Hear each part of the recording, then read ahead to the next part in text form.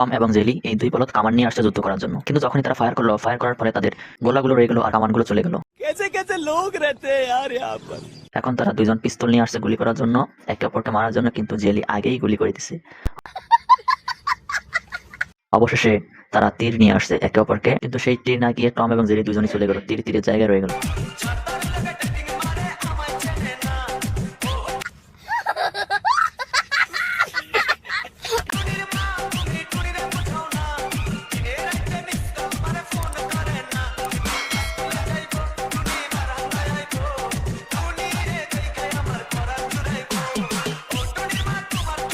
এবং জেলি দুজন গুলতি নিয়ে একে অপরকে মারার জন্য রেডি, কিন্তু জেলি আগেই গুলতি মেরে দিছে।